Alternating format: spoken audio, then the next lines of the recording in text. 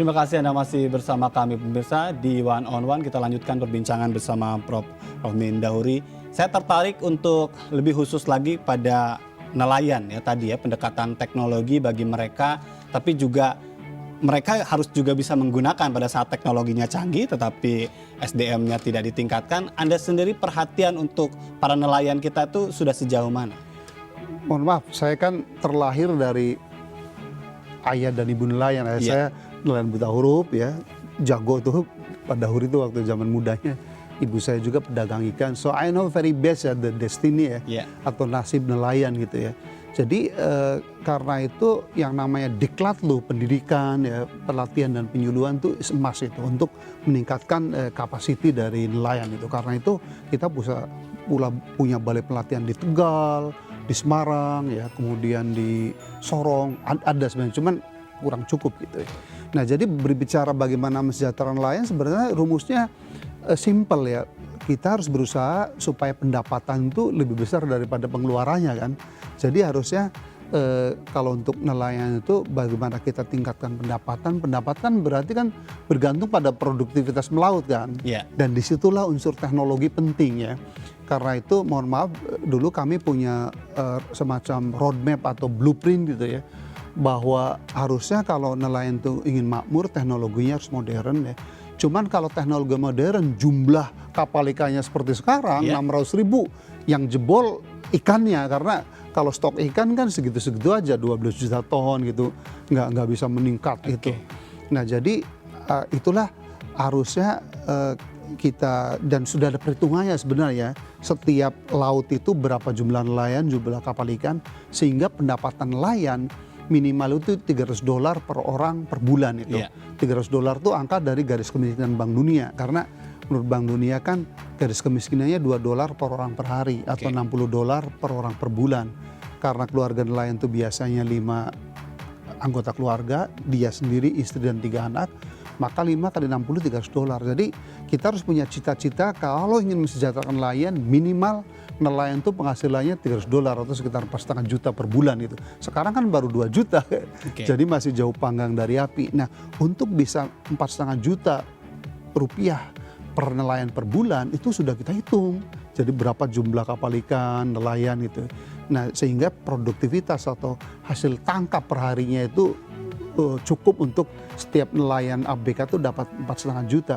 Yang kedua, kita didik juga bagaimana nelayan menerapkan yang dinamakan dengan best handling practices. Jadi kalau dapat ikan tuh jangan disia-siakan kan, harus di wadah yang ada esnya, atau teknologi sekarang ada semacam freezer yang dari air laut itu sendiri, sehingga ketika ikan itu sampai di tempat pendaratan ikan atau pelabuhan perikanan dalam kualitas masih fresh gitu. Itu harganya beda jauh karena ikan kan highly perishable commodity, harus sangat mudah busuk gitu ya. Siapa yang bisa untuk memfasilitasi itu semuanya di tengah kondisi ekonomi yang saat ini untuk para nelayan? Tentu saja dengan pengadaan teknologi pasti kurang mampu mereka. Harus swasta dan pemerintah. Yang saya maksud pemerintah adalah pemerintah membuat polisinya gitu ya, bahwa betul-betul Kang Ajat tuh alhamdulillah kalau di sektor kelautan perikanan tuh subsistem produksinya nggak begitu terdampak karena kegiatannya kan relatif soliter di tengah laut, di pesisir gitu. Yang terdampak tuh di marketnya memang gitu ya. Market tuh karena pembatasan angkutan segala macam gitu. Jadi alhamdulillah Pak Edi Prabowo udah mengusulkan ke sidang kabinet dan itu udah berjalan sejak 2 bulan terakhir ini gitu ya. Perindo, 2 BUMN perikanan, Perindo dan Perindus pun disuntik dana dari APBN ya untuk membeli ikan dari pembudidaya maupun nelayan gitu ya. Kemudian anak-anak muda sekarang udah hampir 60 startup di bidang kelautan perikanan loh untuk kuliner ya atau perdagangan ikan secara daring gitu ya. Jadi sisi itu udah cukup baik gitu ya. Tapi kan ini pada saat pandemi, pasca pandemi ya tadi blueprint yang jangka panjang tadi ya, yang harus kita terapkan. Jadi si nelayan tuh usaha harus memenuhi skala ekonomi, ukuran kapalnya, teknologinya. Yang kedua harus menggunakan teknologi yang mutakhir gitu supaya produktivitasnya meningkat ya. Zaman saya dulu kami kirim peta perkiraan lokasi ikan tuh. Cuman dulu kan belum ada internet ya, pakai fax itu. Tapi kalau sekarang kan sebetulnya kalau dengan sekarang sistem udah GPS real time kan, udah digital dan sudah banyak aplikasi. untuk menentukan lokasi ikan, akurasinya lebih dari 90% dan seterusnya. Tapi kalau soal perlindungan ini juga menjadi menarik karena kita tahu bahwa dalam beberapa musim, misalnya pada saat musim gelombang pasang, ini para nelayan berada di rumah. Ini perlindungannya bisa nggak sih para nelayan itu layak seperti pekerja formal gitu ya, juga mereka tetap aman pada saat kondisi alam tidak memungkinkan untuk melaut? Kalau saya jurusnya jurus Liverpool, menyerang gitu. Jadi memang di seluruh dunia Kang Ajat tidak ada nelayan yang bisa melaut setahun penuh ya. Paling tidak 4 bulan tuh rata-rata harus nganggur. Kenapa? Karena cuaca buruk ya. Atau paceklik ikan, kan ikan seasonal, musiman gitu ya. Nah yang saya maksud dengan jurus Liverpool itu menyerang ya. Itulah tugas pemerintah untuk menyediakan mata pencaharian substitusi. Jadi ketika laut tidak ramah, ombak besar, angin ribut ya, laut lagi paceklik, harusnya si nelayan tuh bisa tetap bekerja. Nah pekerjaan yang paling dekat dengan kenelayannya budidaya ikan gitu, karena itu sejak zaman kita dulu ya, kita kembangkan budidaya rumput laut yang untuk agar-agar, kemudian untuk karaginan yang kotonii di laut itu, kemudian tadi ikan kerapu, nila salin, nila luar biasa loh, kerjaan kelautan pun luar biasa. Jadi nila yang habitat awalnya tuh di perairan tawar, dengan pemulihan genetik ya bisa tahan hidup di perairan payo, itu menjadi bisnis yang menguntungkan juga ya. Singkat cerita, harusnya nelayan itu ya tidak boleh ada nganggur, karena kalau nganggur apa? Dia rentan di predator rentenir yang bunganya 10% per bulan gitu. Nah kalau sifatnya hanya bantuan gitu ya, mohon maaf itu menciptakan tangan di bawah gitu. Iya kan, kalau kita sifatnya caranya meng-create ya mata pencarian yang saya sebut substitusi ya, itu menjadi produktif ya, kemudian juga dignity-nya, kehormatan nelayan menjadi bagus, tidak tangan di bawah tapi tangan di atas, menciptakan multiplier ekonomi yang luar biasa gitu ya. Jadi itu yang harus didorong. Baik, tapi untuk bisa menciptakan tadi satu keahlian beralih profesi dengan keahlian lain ini kan perlu pengembangan pengetahuan ya, knowledge-nya perlu dibangun. Tapi kita tahu bahwa dalam prakteknya walaupun berbahaya masih saja ada nelayan yang menggunakan bom ikan begitu kan, dan alat-alat yang berbahaya sebetulnya bagi ekosistem. Bagaimana sebetulnya bisa mengembangkan pengetahuan mereka supaya mereka tadi punya pilihan kegiatan lain? Iya, manusia termasuk nelayan merusak lingkungan tuh kalau saya petakan sebabnya 3. Pertama karena tidak tahu gitu ya, nggak sadar ya. Ya itu jurusnya disuluh, diberi pendidikan, ya itu yang mohon maaf kekurangan kita di era desentralisasi sekarang tuh, penyuluhan kan sekarang semacam dianggap kos ya, kan diserahkan ke daerah, kepala daerahnya sebagian besar, wah beban nih anggaran ya. Padahal yang kedua itu karena apa namanya, tidak adanya alternatif mata pencarian. Saya punya pengalaman manis waktu jadi menteri itu di Lampung tuh marak tuh yang namanya nelayan menggunakan bom peledak gitu ya. Saya ke sana, saya tanya, kenapa kamu nggak beralih? Pak Menteri enak aja ngomong, kalau kami diberi pencarian alternatif ya kami berhenti. Betul itu, kita didik, kita bina ya, kita kembangkan budidaya kerapu di Lampung, makanya berkembang rumput laut, mutiara, penghasilan lebih besar, mereka stop bom tuh ya kan. Nah penyebab ketiga kalau orang yang jahat bener nih ya, udah disuluh, udah diberi alternatif mata pencarian, tetap merusak lingkungan.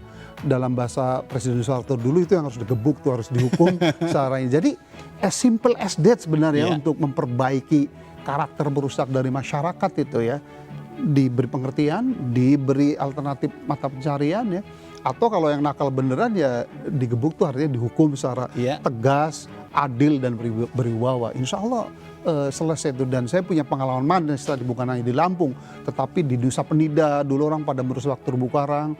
Begitu kita kasih budidaya rumput laut segala macam, berhenti mereka.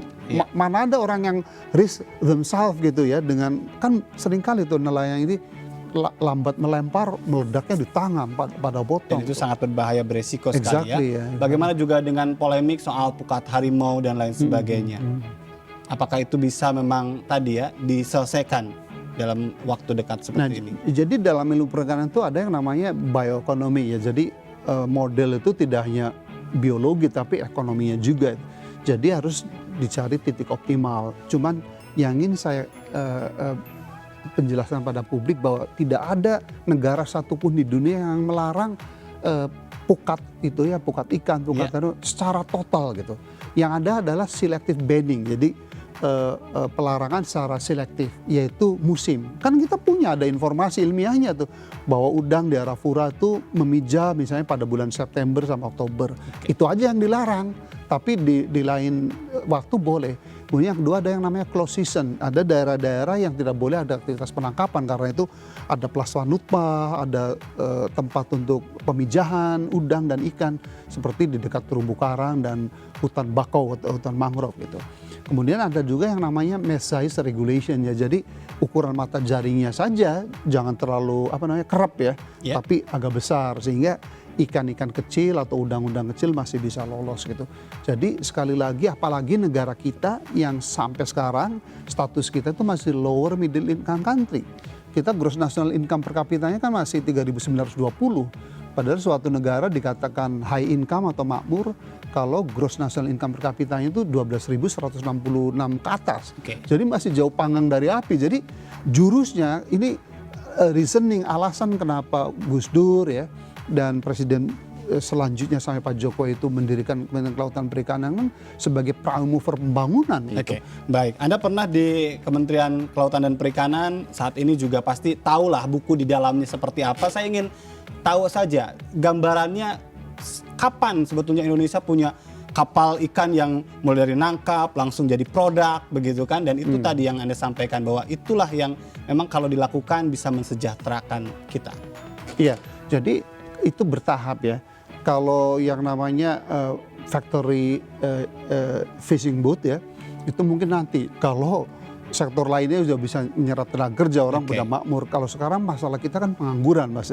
Jadi saya polisinya ya harusnya yes kapal penangkapnya modern tapi prosesnya tetap di darat gitu, pabrik sehingga dia menciptakan lapangan kerja gitu ya. Nah jadi seperti saya katakan tadi, saya sudah punya perhitungan secara komputer modeling ya, di setiap wilayah laut itu berapa jumlah nelayan dan jumlah kapal ikan yang boleh dioperasikan. Sehingga hasil tangkapnya itu mensejahterakan, minimal tadi 5 juta per orang per bulan ya. Pada saat yang sama stok ikannya tetap lestari gitu. Kita udah ada rumusnya, yaitu jangan saja menangkap ikan di suatu perairan itu melebihi potensi produksi lestari. Udah ada perhitungannya tuh Mas, misal Arafura berapa gitu ya, Laut Jawa berapa gitu. Nah manajemen perikanan rumus pertamanya adalah laju penangkapan tidak boleh melebihi kapasitas renewability-nya ya, yang namanya MSY, Maximum Sustainable Yield atau potensi produksi lestari ya. Kalau itu diterapkan beres itu ya. Nah tinggal tadi rumus industri hilirnya. Jadi penanganannya harus menggunakan praktek yang baik, nanti di tempat pelabuhan perikanannya pun harus higienis, harus ada industri hilirnya ya kan, supaya jangan seperti sekarang kan, nelayan kan kayak maju kena mundur kena tuh, kalau lagi nggak ada ikan harganya tinggi, begitu lagi panen raya mendadak sontak turun karena local demand terlampaui, produksinya bisa 100 kali lipat, pasar lokal hanya 1/100-nya ya. Jadi itulah pentingnya yang namanya logistik ikan ya. Kan sering sekali di Cirebon lagi melimpah, Indramayu melimpah, Jakarta kekurangan kan. Nah itu kan logistik ya, harus ada kayak di negara yang serius dan maju gitu. Ada truk-truk pengangkut ikan-ikan ya dalam keadaan beku gitu ya. Sehingga kualitasnya tetap terpelihara gitu. Baik, saya ingin minta pandangan Anda soal ancaman nyata bicara tentang kalau melihat laut kita, ancamannya adalah soal ancaman kerusakan lingkungan. Itu nyata ya, pencemaran begitu kan, dan banyak daerah-daerah laut yang sebetulnya awalnya indah sekarang menjadi rusak. Apa yang mungkin bisa kita lakukan untuk menyelamatkan itu? Iya, kalau kerusakan laut itu dapat saya kelompokkan menjadi 4. Yang pertama betul pencemaran ya. Kedua adalah perusakan secara fisik dari ekosistem pesisir kayak terumbu karang direklamasi menjadi mall gitu ya, hutan bako dibuka menjadi kawasan industri, tambak dan seterusnya gitu. Kemudian berikutnya adalah overfishing dan ancaman pengurasan biodiversity. Dan yang keempat adalah ancaman perubahan iklim global nih, karena yang terdampak laut gitu ya, seperti banjir kemudian badai. Tetapi yang lebih mengerikan adalah yang namanya pemasaman laut atau ocean acidification gitu. Kalau ini kan makin banyak CO2 yang ini gitu ya. Nah jadi kalau pencemaran intinya adalah teknologinya udah tersedia. Jadi harusnya sumbernya jadi tahu nggak 80% dari pencemaran laut di Indonesia itu coming from land base itu. Jadi berasal dari aktivitas yang di darat, Iya. industri, pertanian, rumah tangga, perkotaan gitu ya. Nah, supaya laut itu, bayangin nggak? Kita itu sekarang pembuang plastik terbesar kedua di dunia, Itu sekitar 3,2 juta Dan ini ton. ancaman ya untuk Ancaman laut kita. serius, apalagi kalau yang sifatnya mikroplastik. Padahal kalau dari segi produksi plastik kita tuh ranking 16, hanya 80 juta. Itu kan menunjukkan bahwa kita itu tidak sadar bahwa sampah itu berdosa kalau kita membuang sampah gitu. Maaf kalau kan kita 87% Muslim tuh. Ada di Sahih Bukhari Muslim bahwa kebersihan sebagian dari iman gitu. Tapi sungai paling tercemar di dunia apa? Ada di kita. Citarum, bayangin nggak? Jadi menurut saya nauzubillah min dzalik tuh banyak mungkin Muslim yang nggak pernah baca Al-Quran, nggak pernah baca hadis gitu ya. Baik. Jadi akhlaknya tidak sesuai dengan agamanya gitu. Nah jadi intinya supaya pencemaran laut itu kurang ya, itu dikurangi sumbernya, dan sekarang teknologinya luar biasa ya. Beberapa bulan lalu diundang ke ITB waktu rektornya Pak Kadarsa, Prof. Rohmin, kami ITB sudah punya teknologi zero waste gitu. Jadi ada pabrik ya, tapi nggak mengeluarkan limbah. Itu yang sudah berkembang di Jepang, di China. Coba suatu saat saya ingin ngajak ke Dalian tuh. Dalian tuh sekitar 1 jam terbang dari Beijing ke arah utara. Ya. Itu pusat industri, kiri kanannya ada budidaya abalon, rumput laut gitu. Jadi ada industri tapi perikanan bisa tumbuh subur karena tidak ada limbah gitu. Yang kedua ada teknologi yang namanya 3R atau reuse, recycle, dan reduce. Oke. Itu luar biasa ya. Baik, ini menarik ya, cerita soal ada banyak tempat yang bisa jadikan contoh. Adakah Indonesia yang bisa dijadikan role model? Tapi nanti ya, tetap bersama kami, One on One akan segera kembali.